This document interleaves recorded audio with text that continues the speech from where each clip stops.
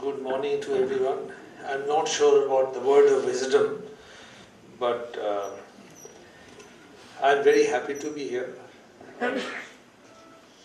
And I thank all of you, especially Jaspal, who worked with me. We overlapped physically in UGC, and I can tell you that was not a very comfortable time.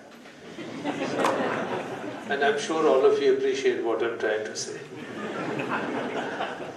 But I think our loss at UGC is your gain here. And Jaspal, sometime back when he invited me, and he said, "Oh, you have to come." And I think trailing dots were, "You have no choice, but you have to come." So, but I appreciate that. I was a national level sports person myself. I represented Delhi University, Oxford University, Delhi State, and in the inter-university competition, our major problem used to be this university. So I'm very happy to be here. Jaspal just ran me through the campus, and I think all of you are very fortunate to be part of this university. It's a lovely campus, and I think you have a very dynamic Vice Chancellor. I don't need to say that, but I think university is fortunate and should exploit his presence here. This is alma mater, so only good things can happen. We are 48 years old. In the life of university or a higher education, this is really nascent here. This is a small age. But in the life of a human, I think 48, 49 is a very crucial time. You probably feel your energies are not waning off, your muscles are strong, but actually the decline has begun some time back. But university is not a human life. There are universities that are 1,000 years old and so on. So what I like to do today, because of my current job, I'm a scientist by training, I've run a research lab, I've been director of an institute for a long time. I've looked at universities over the last year or so, which are underfunded, non-attended, some universities which are not so underfunded, etc. So there is a very complex issue.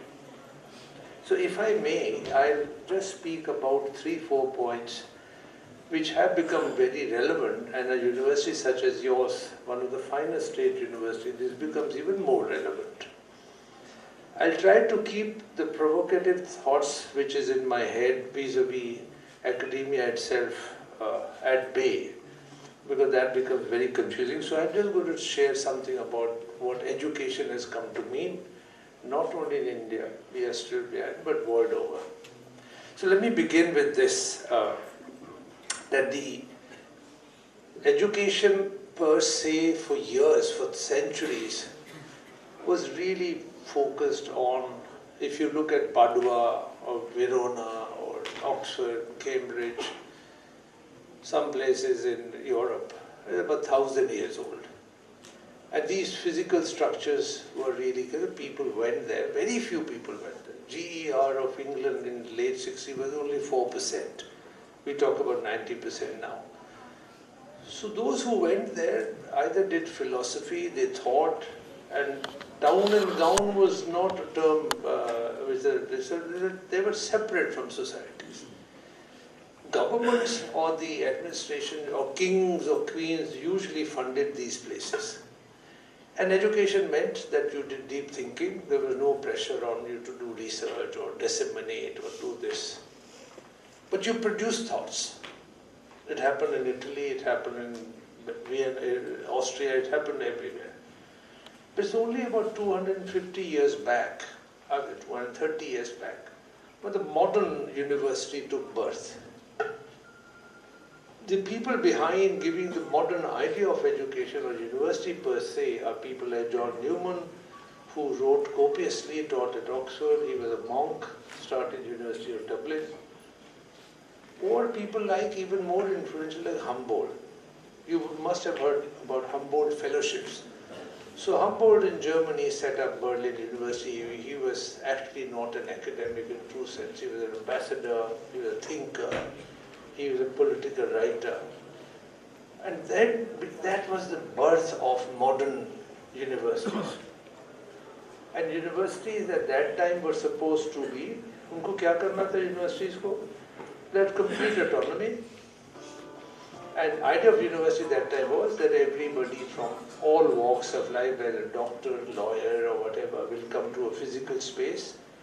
It will be a community of scholars, of those who teach or those who wish to be taught, and they will interact with each other. So what you learn inside the class, you will learn as much outside the class. This was education was come to be. State funded it completely. Germany, even today, so Europe is very different. Even today, Germany funds most of its higher education. So it's in Scandinavian country. And these universities did extremely well. They were completely autonomous. What they wanted to research, nobody bothered them. But they were paid by the state. And there's still GER were something about 10, 11. Everybody didn't have to go to university. University had complete autonomy of who would come to teach and who will be hired to teach. They had complete financial autonomy, and these are the three pillars of autonomy. Right now we talk so much about autonomy that it has come to mean confusion. These universities were very successful. Americans followed this European model, German model, and took it to another level. So as you and I today look at American University, Harvard, Cornell, Yale, Berkeley, Stanford, whatever, they are really based on what Germans set up. Very recently, Chinese have changed their system completely. China overhauled their system, which was very similar to Russian model and pretty similar to what we had, or what we have not had, and overhauled it to an American model. That's where you see the rankings coming in and so on and so forth. So let me just finish this stream by saying that these universities are very successful. They did research, they taught, but they what I call the educated people. Education would have meant that you went and learned and interacted with a large number of people. Education did not mean that you come out and you will immediately have a physical employment in industry or wherever. Education meant education. That you learn to talk, you learn to listen, you learn to debate. Of course, in the process of doing what you're doing, you became a doctor or a lawyer or a chemist or a physicist. Even today, if you went to Oxford or Cambridge or some of the top American university, your first year, second year is a very liberal education. PPE, which is stands for Political Science, Philosophy and Economics, is the most coveted course at Oxford even today. So education was a broad base. You fast forward it now, and what does education come to mean today? And this is not my own narrative, it's just that education has been now tied up with the ability to find a job. And you will not be surprised, because some of the time when the parameters, whether your university is doing badly or my university is doing well, one of the parameters is how many of my students get jobs the day they leave the university. I'm not taking this side or that side, but that's what education is. How did it happen? When did it happen? If you trace back history of education, it happened sometime after I have to make sure that I don't take too much time. It happened at the time when the Second World War got over. A lot of young people who were involved, actually in fighting the war, went back to universities. Peace, as it were, descended. And just remember, the best research which came out in physics was in 1910, 1920, 1930, during First World War, after First World War. And there's a huge amount written about at that time. But that happened because education was the so-called education of what university was completely free of any pressure. So you had de Broglie, you had Einstein, you had Schopenhauer, you had all sorts of people, all best physics. Even today, what you go back, if you find out gravitational waves, which was the discovery of 2016, it was actually predicted at that time that we should be able to detect gravitational waves. It took us 100 years to do so, but it was predicted then. So, point I'm trying to make, university did brilliantly well when they were free to do what they wanted to do. After the war, or after when it's all descended, and we are in 48, 50s. So I just immediately come to India now. So what happened let me just get Europe out of the way. So more people wanted to go to university. Middle classes rose. There was a large amount of middle classes in 50s and 60s in UK, USA. Everybody wanted to go to university. Probably for education, also for social status. Higher education brought social status, and so on. And that now, of course, you have your graduate enrollment ratios in Scandinavian country as much as 80-90%. US is about 90%. We are somewhere about 24%. And an economist will tell you that the development of a country, if not directly, but pretty much proportional to your GER.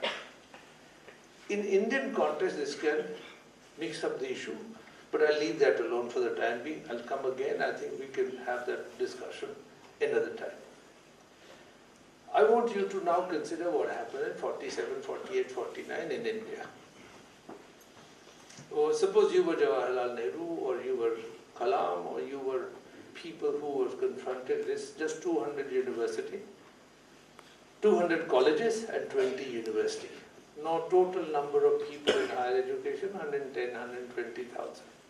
For a country of the size of 350 million people.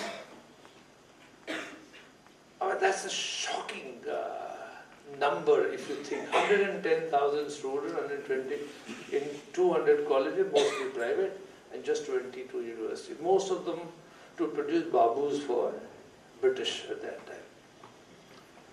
So a lot of us criticize what is happening today. All of us criticize, this is not working, that is not working, UGC doesn't work, that doesn't work. Imagine what India has been able to do in the 60, 70 years, which some people think is a long time, and I think it's a very short time for a country which has just 110,000 students in higher education to 3.6 crore in higher education. From 20 universities to 850 universities, from 200 colleges to roughly 40,000 colleges. Just take a deep breath and think what the expansion has been. India is the second largest higher education center, and there's no surprise to me at least that everybody from wherever they are, whether they're ranking agencies or foreign university, just think there's a piece of cake they want to eat here. This is not stopped. This is something which is going to go forward.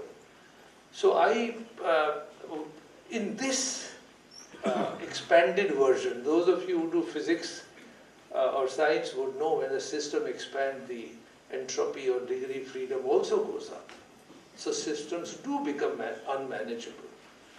And what we see in 2017-16 is a system which is still expanding, and we want to regulate, control, find quality in it. So I'm trying to address the younger crowd here, especially the students or the young faculty, because the onus or the responsibility of what happens from now onwards will be squarely on your shoulder. Past 5, 6, 7 years or 10 years, Jaspal will bear me out. And you know that there's much talk about quality. But remember, it's still expanding system. If a GER has to go from 24 to let's say 30, which is equal to Brazil or South Africa, or why should we be stuck in Brazil or South Africa? Let's say we want to be 50%, which will mean people between the age of 18 and 24, 25 will have access and be educated, so-called higher education. Now that's very exciting. But that means you would have to have about 1,700 universities and about 70,000, 80,000 colleges. You may revamp your system, you may change system from affiliated college to this or that, do whatever you want or do whatever we want. But the system would need to expand to that extent. And I can assure you from whatever I've done, the 7th Pay Review Commission went all over the country. The gap between accessing the education and those of us who can access is still very large. So in that sense, those of you who occupy spaces up there, you really come in the top 5% of this country. It's an amazing privilege to get higher educated in a university like the present university. But no privilege to my mind should come without a great sense of responsibility. So how these things are going to go forward will entirely depend on your sense of honesty, your sense of integrity, your sense of hard work, your sense of nation building. We would have passed on from here. But what our forefathers managed to do, I think I celebrate that. To be able to, in 1.5